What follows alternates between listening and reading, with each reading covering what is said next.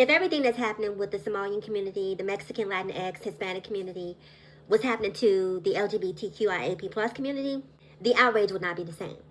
In fact, a lot of the same people, right, who are within these marginalized communities would be on board with the discrimination.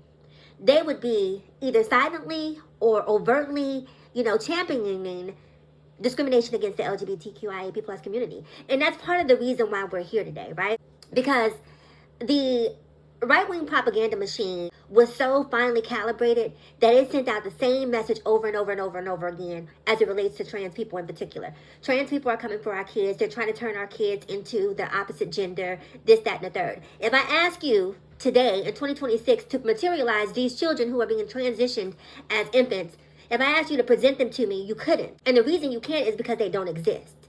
It's because they put this false narrative on a loop over and over and over again to the point that now you hear people repeating it. They're coming for our kids. I get frustrated by it because, to take it back to Minnesota just a couple of days ago, when you see Renee Good executed, there's no thought or any compassion for her kids, for her children, for her family. And if you care about kids, then care about kids. And I always say, if America cared about kids the way that they say that they care about kids, why is there a foster system? Why aren't all of these kids that you guys are so invested in and you guys seem to love and care about so much, why are they not in loving homes? And the reason is because it's performative.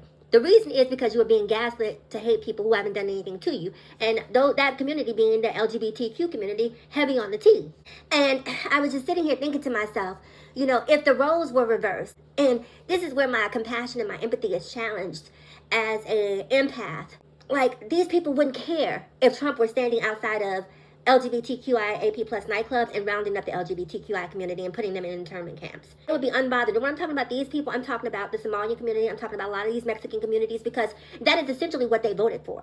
They voted for the persecution of trans people. And then the situation boomerang, pow, and hit him in the face, right? And now I'm supposed to be activated, right? The humanity in me is supposed to say, you know what? Let bygones be bygones. We need to get out here and we need to fight for what's right. But I guarantee you, if all of this goes away tomorrow, the hate that they felt towards the LGBTQIAP plus community will not go away with it. They will not be somewhere having an epiphany saying to themselves, they being a Somalian community, other marginalized communities too, but I'm fixated or hyper-fixated on Somalian and Mexican or immigrant communities because of what's going on. They would never say to themselves, you know what, now I get it, now I understand.